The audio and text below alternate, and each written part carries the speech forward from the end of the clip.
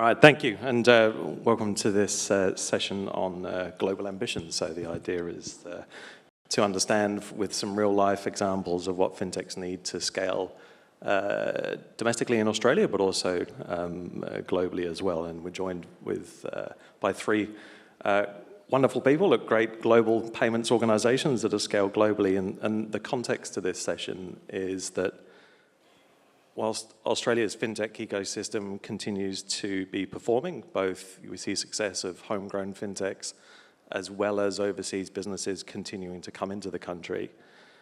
But with a population of 26 million people here, there's often the need for businesses to expand overseas to different countries to reach a larger addressable market. And so, but scaling from a domestic player to a global player is not without its challenges, whether that's legal, licensing, regulatory, infrastructure, people as well. And so what we'd like to do over the next few minutes is talk through some of the real-life examples from each of you around some of the considerations of when you're setting up overseas. And so I think just to kick things off, what we'd like to do is, if I can just ask each of you just to give a quick overview of your business, but the number of countries that you're operating in, the jurisdictions, but also I'm really interested to know how long you've been operating in Australia. So I'll kick off with you, Alison. Thank you. I'm Worldpay for platforms, but actually also representing Worldpay. We actually operate globally in, I think the last count was 80 different countries. We've actually been in Australia formally under our own license since 2018. But actually had previous presence in the market as well. Yogesh? Yeah, I think Yogesh, I look after sales for Nium for APAC. I think Nium has a very interesting story. We actually started in Australia, right? And we started as Instarem 10 years ago, and then we expanded across the world, and this is a topic we're talking about, so probably we'll talk about it a little bit more. But we moved to Singapore, and eventually, I think now we are co-headquartered in Singapore and San Francisco. We have licenses across almost all the major jurisdictions across the world. US, 37 states, also in Europe as well as in APAC, multiple countries, including Japan, which is very, very tough. We've had both AUSTRAC and IFSL license here, and we've kind of, we like to think of ourselves as Australian-born, Singapore-bred, and now for the world, right? That's how we are. Thanks, Piers, and thanks for having me. So Peter Cowan from PayPal here in Australia. I think hopefully you're familiar with our business. We've got around 440 million customers globally, and we operate in around 200 markets. Here for the Australian business, we've got around 9.5 million customers. The question of how long we've been in market is probably hotly debated. Our legal entity, PayPal Australia, was incorporated 21 years ago. But if you talk to, we were just talking off stage about some old colleagues, Brad Patterson and Andrew Pipolo, who sort of established the company. They actually started a few years prior to that, but there wasn't the PayPal Australia legal entity wasn't established at that point in time. So sort of 20 to 23 years, depending on who you ask. Thank you. And if you think about overseas, I mean, you'll work for global payments businesses, right? And what is it that attracts overseas businesses to come into Australia? What are the key opportunities that you see? Are there some kind of easy pathways for organizations to come into? Is it, I mean, it's not a huge market in terms of kind of population size, but does technology or regulatory or licensing allow a smooth entry? I'd be keen for your thoughts. I'm happy to dive in first. I think it's a few things. Certainly the GDP per capita is attractive. You know, Australians are typically wealthy by global standards, and I think that, you know, has disposable income, which can create profit pools that people are looking to work on. I think the other two elements that I've seen are the oligopolies that exist in the market can make entry easier for organisations.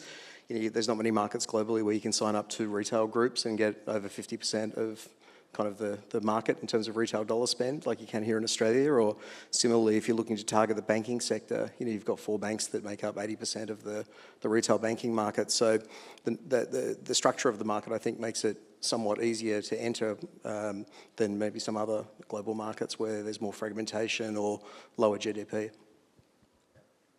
I think, yeah, just to add on to, I mean, all those are great factors. I think there's a profit pool is there for a population which is not too large. But I think for us, of course, we started from here, and the reason we started was ease of working here, ease of kind of getting a license and setting up an entity. As long as you have all the right paperwork and stuff like that, it really, really helped us.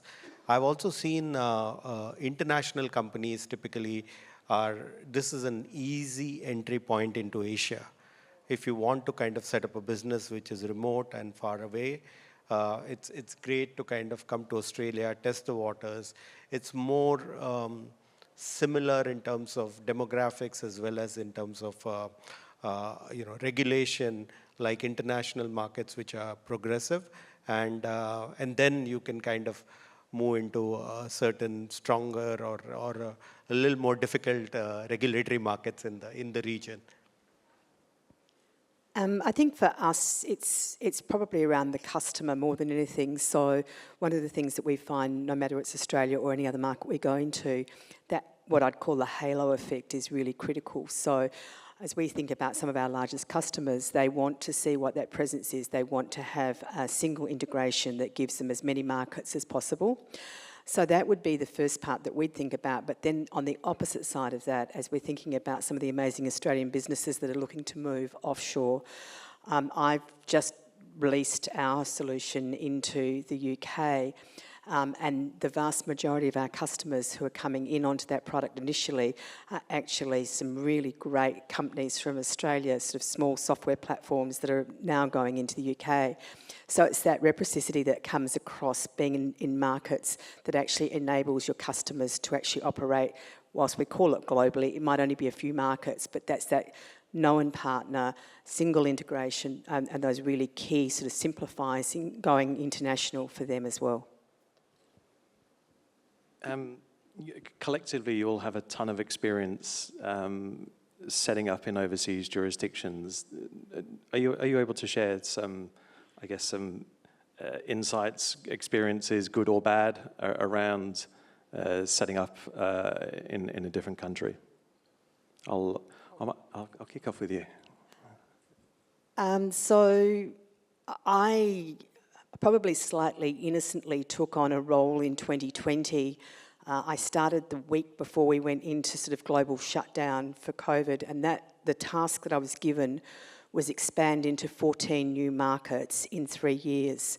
The fastest we'd ever gone into a market previously was one every 2 years. So I was kind of willing to take on the challenge. I'm pretty proud to say we got to 12 in 3 years, even with COVID. So I think that the first fallacy that I'm prepared to put my hand up and say that naively we went in thinking that as we sort of opened the bonnet, if you like, to sort of do all of the technical integration, etc., that we would actually get some scale out of that. Let me tell you, there is no two markets that are the same. All of the challenges that you face, different requirements from a technology perspective, from a payment methods, from regulatory, etc., there is no fast track to do this. You really need to think about that local impact. And I think the other, perhaps more positive learning that we had was that you need to have a dedicated team. I was very fortunate to actually have a team that got out of bed every morning and all they thought about was geo-expansion. It was really important that I had legal, compliance, finance, those sorts of people, and trying not to do it side of desk.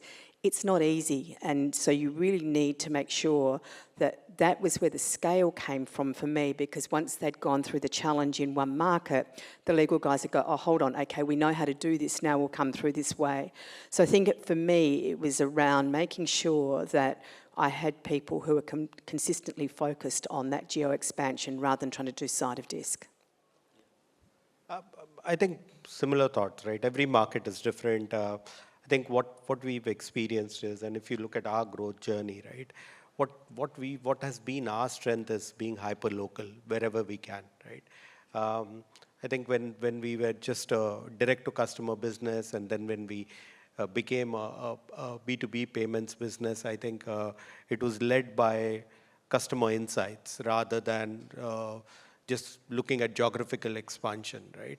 And customer insights led to a solution which was applicable for that particular market. In fact, I think the customer who actually made us go into the B2B payment space, which we are doing well in now, was actually Worldpay, where they asked us to do payments in Malaysia for Uber drivers. And we actually designed a product because we did have a license, but we didn't have a use case, right? And the use case was very important. We could go hyper-local, and we could really be able to expand that way. And we've looked at that as we've moved across the world.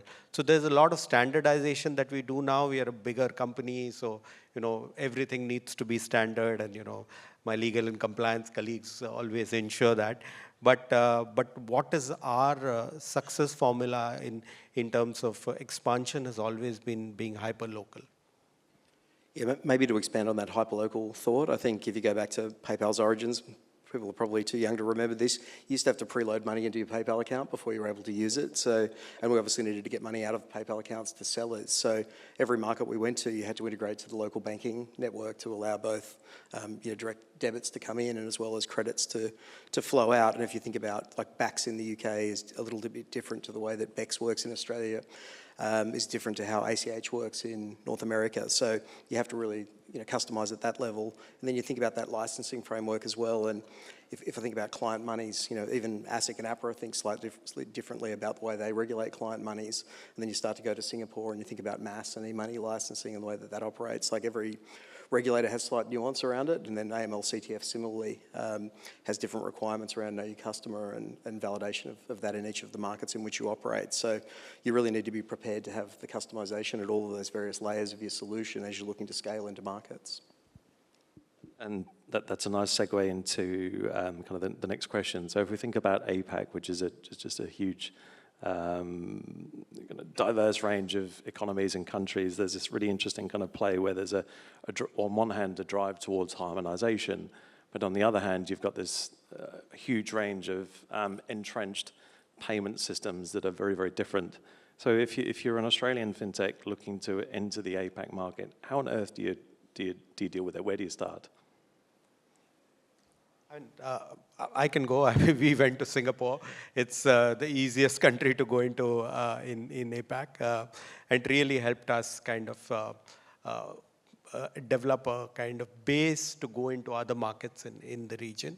I think there are multiple markets in Asia that you can go to and then move forward.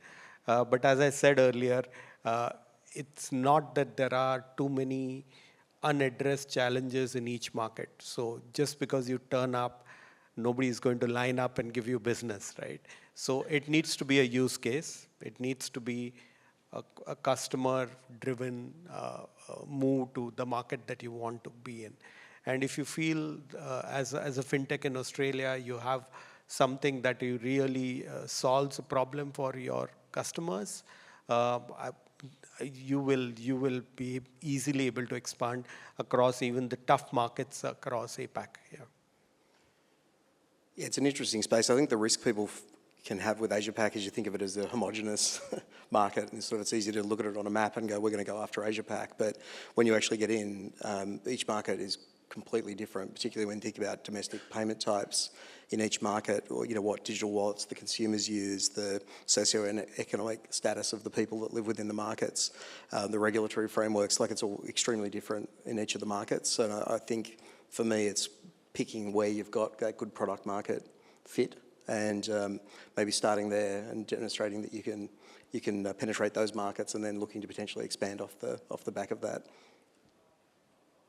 How does it work from a product perspective then? So if you think about technology, the platforms, the integration, if you think about, let's say, some technology that is suited to the domestic Australian market, but you want to be able to export that technology and platform to a market like Japan or Singapore or Malaysia, not just APAC, but then UK, Eurozone as well. How does that work? I mean, are you sending product people from the home market into country? I'm keen to hear your thoughts on that. I might take that one because I've got a very relevant experience that has just happened recently, and one actually which probably wasn't that obvious. So we've taken our solution into the UK. It's quite unique in the UK because we're the first time that as a software partner, we're about to do a single integration and get card present, e-com and the direct debit.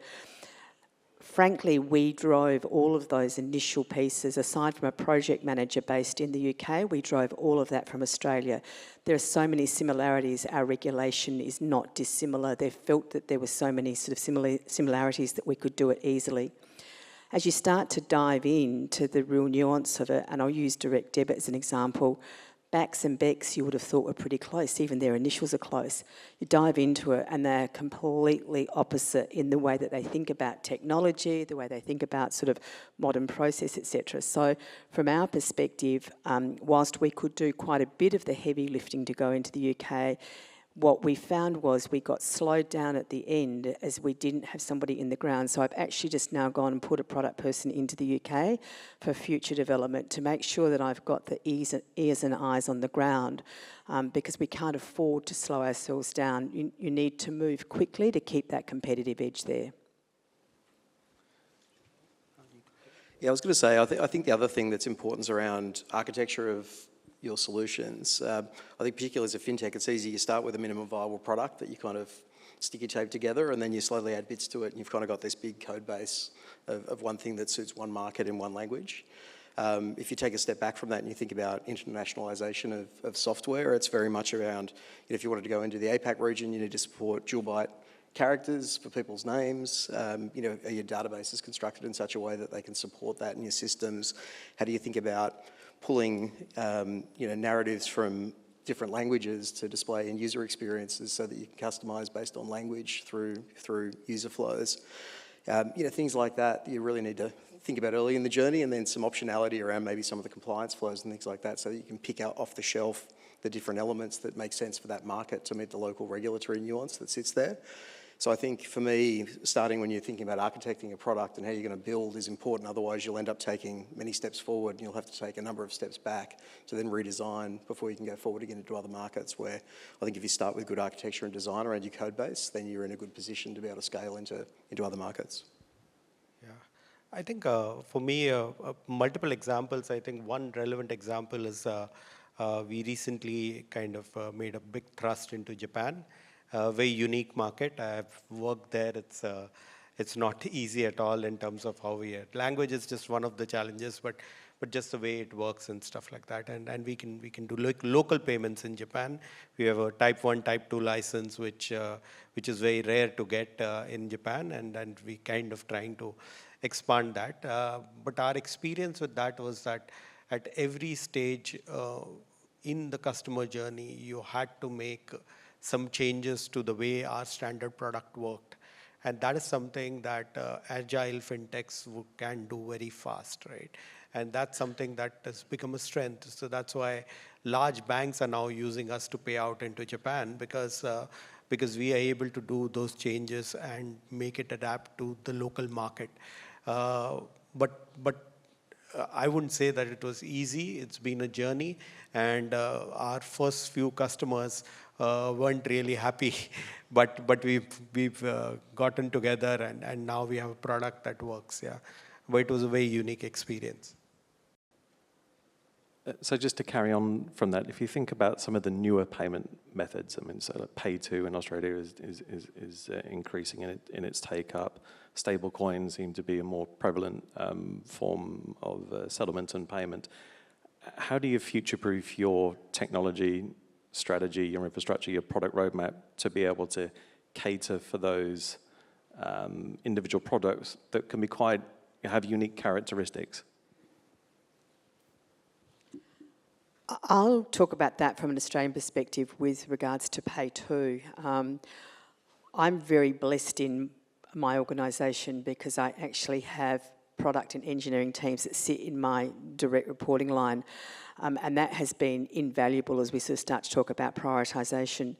I think as we think about PayTo, the discussion came up probably the best part of 18 months ago about where we were going to put it into the product roadmap. And we decided to go early. And it was really important that we did, not because there's actually been a huge take-up. We know that some of the user acceptance around that, or the consumer acceptance around that, has been a little slower. It's been great to see a few companies, Amazon recently with PayTo. But we're still finding that we're having to get that use message out there. But we also knew that we couldn't afford to wait because we didn't want to play the catch-up or that sort of, Me Too type scenario. And so as we think about it, we're always trying to keep ahead and listening to what's happening and emerging. And I think the same happens in other markets where we've just seen that proliferation of local payment methods as well. And it's really important to make sure you determine the right fit for your customer base, but also make sure that you're not falling behind it. The biggest risk that we find in our particular industry is if we can't offer the full suite of solutions, then our customer will go, I'll go to the competitor for this component of it, and then suddenly you start to see that erosion of all of that work you put in. So it's really important for us to sort of sit in the front of that. Peter, you've had some kind of recent involvement with stablecoins as an example. Is there something you can elaborate on that point? Yeah, maybe if I start at the top, we've sort of identified obviously digital currencies, blockchain technology, stablecoins were kind of directionally the way that payments were heading. So rather than kind of waiting for stuff to happen in the market, we invested and set up a group that were looking at product solutions across that and how we could integrate those back into our core product. So if you look in like the US and the UK, we've got the ability to buy, sell, hold cryptocurrency within the PayPal wallet. In the US, you can use those coins to purchase, and more recently, we've allowed you to attach third-party wallets. So you can use coins in third-party wallets to make purchases through PayPal. But on the stablecoin front, similarly, we're looking at a lot of cross-border payments, and we established our own stablecoin, PYUSD, and I think the market cap's around 1.3 billion sort of at the moment that we've got in our stablecoin, and we've started to use that within our own product solution. So Zoom's our cross-border remittance business, and that actually can carry our stablecoin product cross-border. So we're using it within our own business, but also opening it up to kind of third parties who are looking for a stablecoin offering. So on stablecoins, I think it's a question that gets asked at almost every forum, right? But I think from my perspective, I think we've been using a form of stablecoin at Nium for almost 2 years for Treasury settlements, and it works very well, right? But cross-border, we yet to find a use case that really has kind of come from a customer insight and really excites us. But for B2B and settlements, it's just brilliant because you can do it over the weekends. It saves you from blocking up capital. We are a small company in that sense, so we don't want to block any capital with Master or Visa or anybody else. And all of them are now open to stablecoin settlements. So that's something that I think is going to be more and more accelerated as we move forward. So we've touched on, and we'll finish on this point, but we've touched on some of the technology, the product, the licensing and regulatory kind of considerations as you're expanding into different markets. The people part, the human element is obviously critical because that's the part where the rubber hits the road and can bring it alive in market. How do you think about employing the right people, hiring, when you're expanding? Is it a case of sending somebody in from HQ, parachuting them into a new market, or do you hire locally? Do you have views on what's the best approach? I'll give an example of Thailand. We went in and we're kind of pushing the boundary because we didn't want to go in under a BIN sponsorship agreement. We wanted to go in on our own license, which was a fairly groundbreaking piece of work. What we decided to do was we actually did it for a couple of reasons. We actually employed our first person as on the ground, a Thai national who was very compliance focused. There are huge advantages that came out of that. We probably actually employed her almost 2 years before we actually needed to from an operational perspective. But the work that she did on a number of pieces, helping us really understand local culture, customs, the way we should approach things, helping us with the regulators and making sure that we were getting the right messages. Her local language skills were, fantastic. And just having that physical presence on the ground of a local person, I think the respect that we got through all the contacts we had was fantastic, that we had actually invested in the market and we showed that commitment to employing locals. We haven't, in any of ours, we've never actually gone in and brought people in from HQ. We've actually set up teams. So we have a hub in Singapore, a hub in LATAM, and basically we run them out of there. And I think it's it's a way that you actually start to belong to the market you're going into, and I can't underestimate the value of you actually embracing and belonging to the market that you're going into. It's really important for you to particularly getting local customers who want to use you, as opposed to just having that halo effect of international. So the sense is there, it's a local hire as opposed to parachuting in from HQ. But what happens if you don't have a network in that market? Because you've got this trade-off where you've got this global, you've got the expertise from back home, but you may not have, you may not know the person. So how do you ensure that works out? Yeah, I think if the ideal case is you take a license, before you take a license, you have a local person, you kind of have the local team built up there before you land. We've tried that model. It works very well for us.